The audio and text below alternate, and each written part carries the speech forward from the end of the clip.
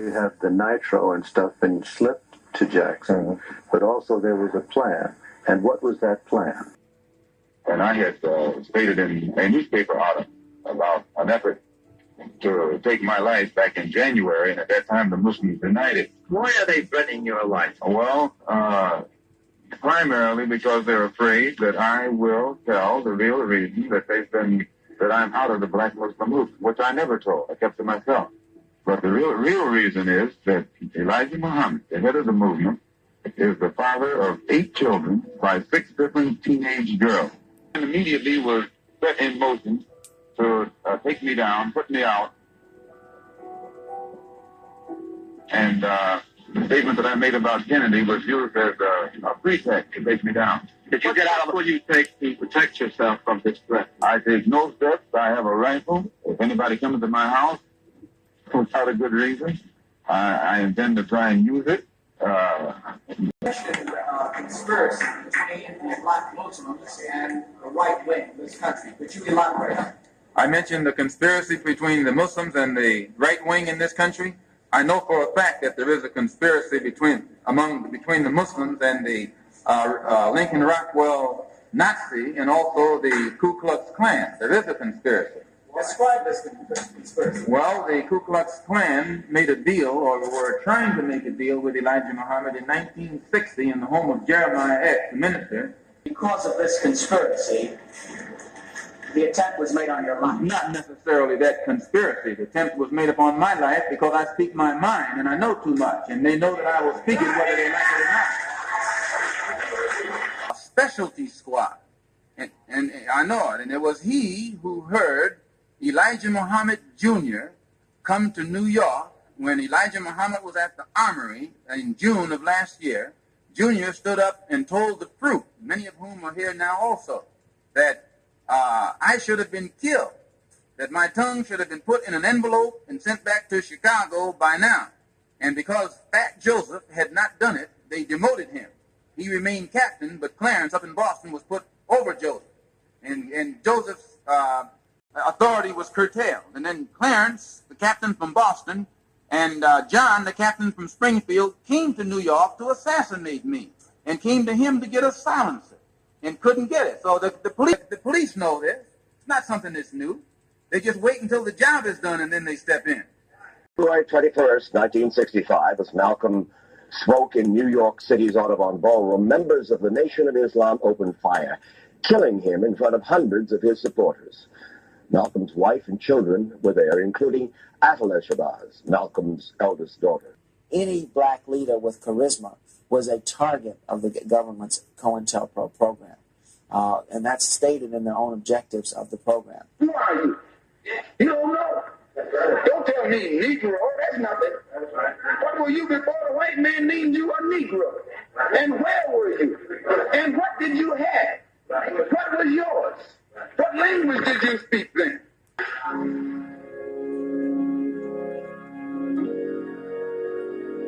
To kill the brother, to take meaningful steps toward gaining the freedom for his people. I proved for sure that the FBI COINTELPRO program or an agent of the FBI actually killed Malcolm X. They were certainly trying to reach that end. They were articulating that goal, and they were taking steps in furtherance of that, trying to cause that exact same thing to happen which happened. So we can step back from it and say, regardless of their success, whether they were the ones who pulled the trigger, this gives us an idea of what they were the ones who pulled the trigger.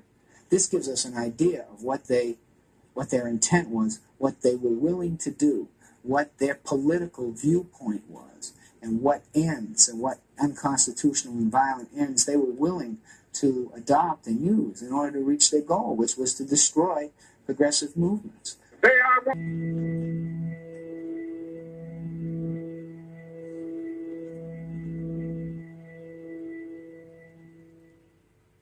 So again, we cannot say for sure that James Earl Ray was working for the FBI. What we can say for sure is that the FBI had an intent shown by their programs against Dr. King, shown by the document I talked about preventing the rise of messiahs like Dr. King, that they wanted that to happen, and that they had again taken very active steps to do that. So then when Dr. King is killed a month after this document comes out, and after all of the attempts to get him to discredit him and to disrupt his organization, and in fact to have him do physical violence to himself and have others do physical violence to him, I mean, it becomes almost irrelevant whether they pulled the trigger or not. Because we know that they did pull the trigger on Fred Hampton. As soon as these motherfuckers go, we go.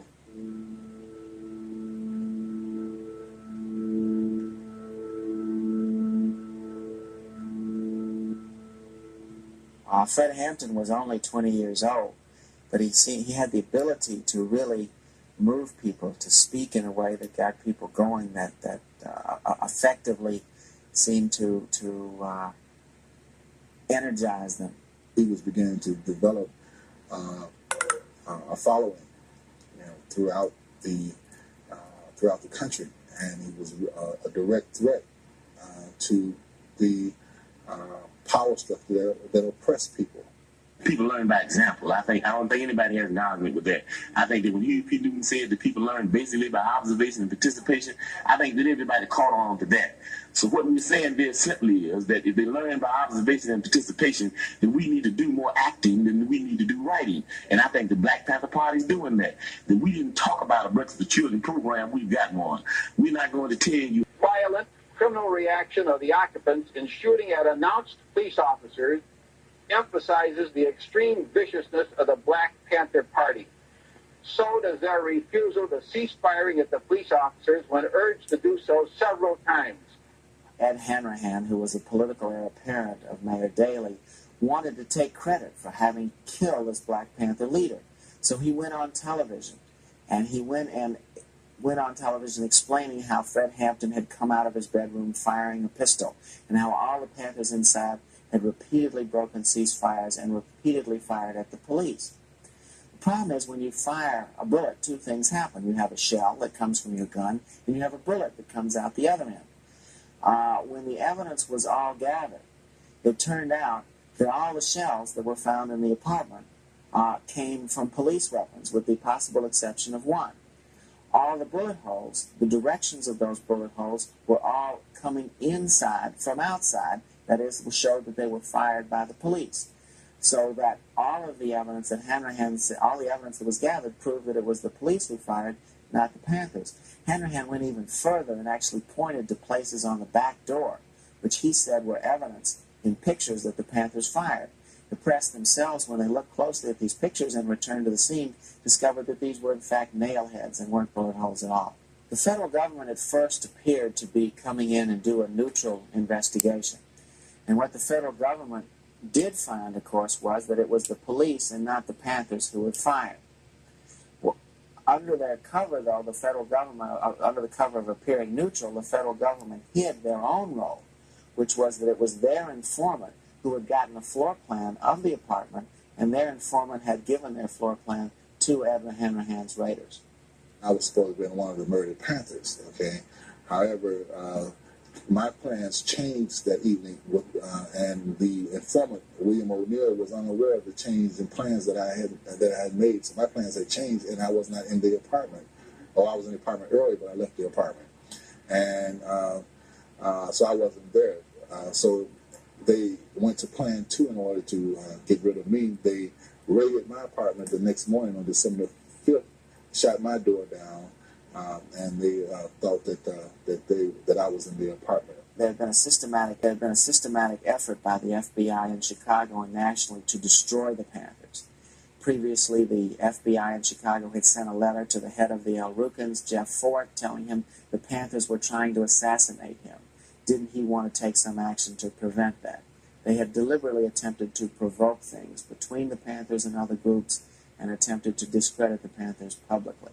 Every leader, all they had to do was kill one of the most important and up-and-coming and messianic leaders who was doing what Fred Hampton was doing, to send the message to all those young folks, whether they be black or white or Latin or whatever, who wanted to get involved in the struggle, that these are This is the game that you're getting involved in. We'll kill you in your bed. In different periods, the government uses different tactics, and sometimes their methods will be to public discredit groups, to jail people. We saw that sometimes with regard to the Wahhabis, they actually did kill people. We saw with regard to the Communist Party, they frequently would jail people or attempt to ruin their reputations. I think with regard to the black movement in particular, the escalation of the government's attacks was very clear. And I think assassination, setting people up for internecine rivalries which could lead to deaths, I think the government has shown a willingness to use any form of violence that it felt was necessary. The FBI itself, its structure, was one which was never, of course, happy with the struggle. The fact that Martin Luther King phones were tapped, and the problems that J. Edgar Hoover gave him was clear. We only put King out. We expected it from us and SNCC, but certainly King was not a flaming. That Martin Luther King phones were tapped, and the problems that put King out. We expected it from us and SNCC, but certainly King was not a flaming revolutionary calling for the destruction of America. He was a reformist. You get that, right? So basically, Martin Luther King's death was based off of racism. It was not based off of American defenses.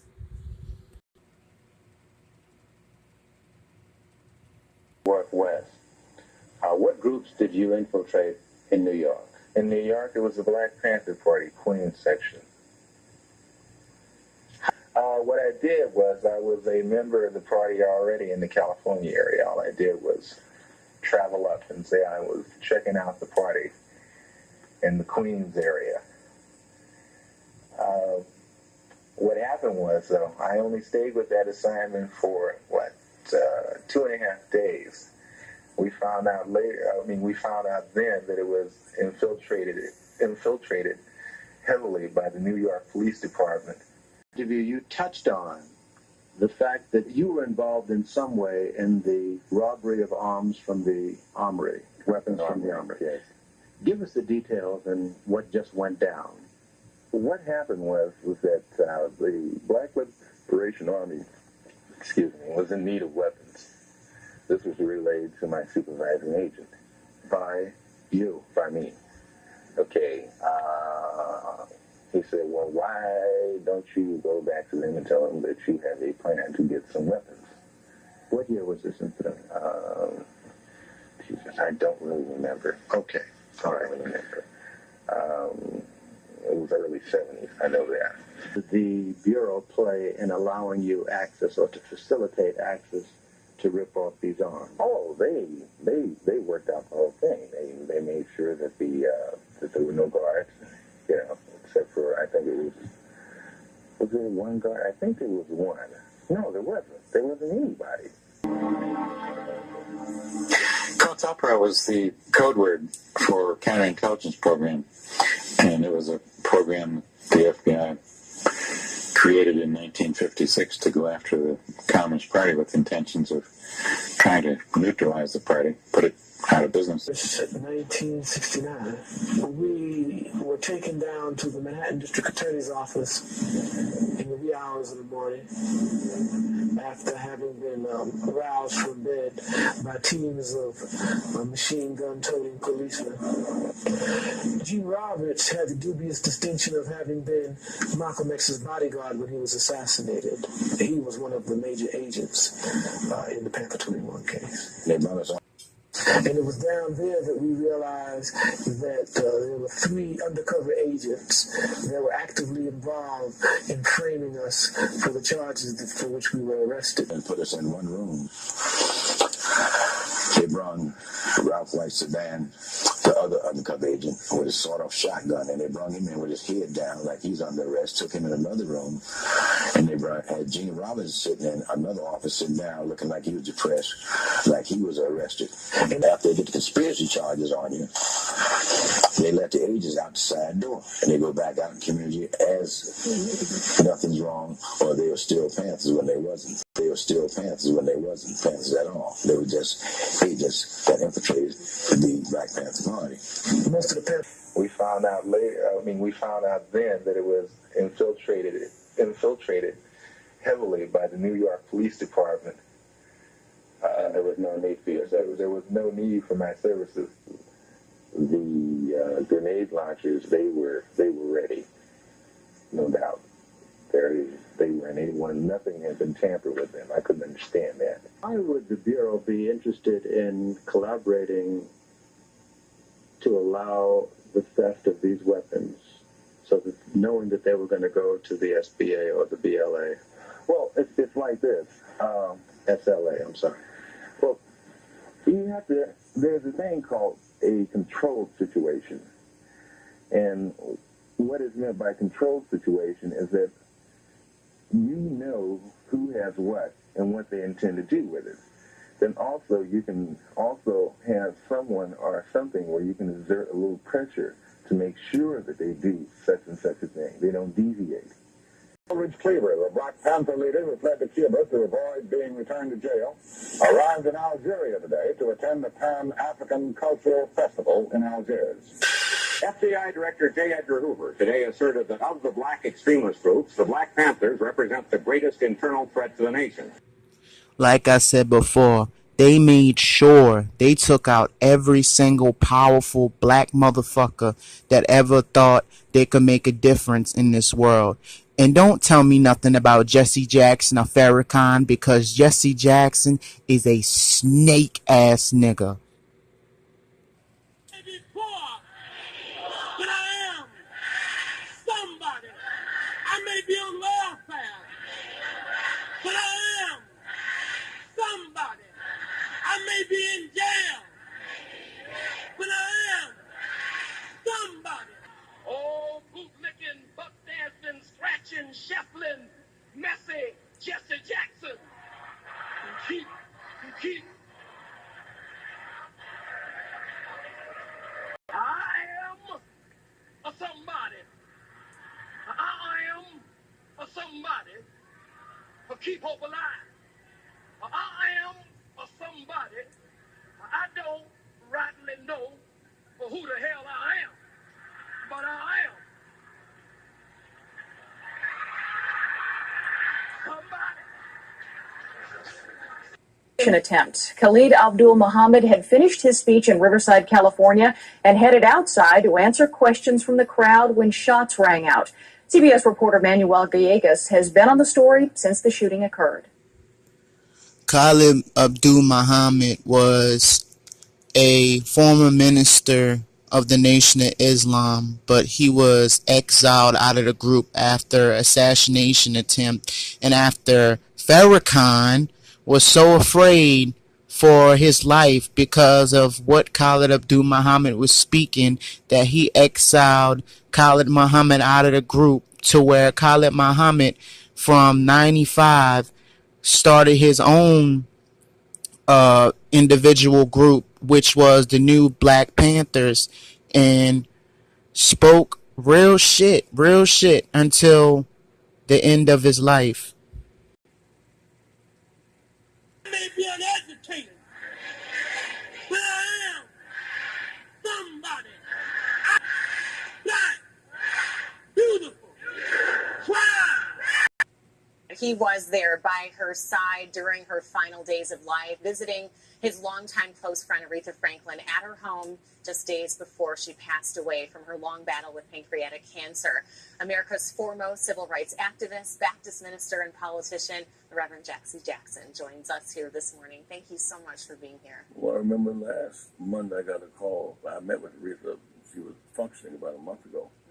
And then I got a call last Monday. She was taking the real turn for the worse. And so I broke. And then I got a call last Monday. She was taking the real turn for the worse. And so I broke my schedule and came here, and she was lying there in seemingly perfect peace. My father's record was playing in the background. Wow.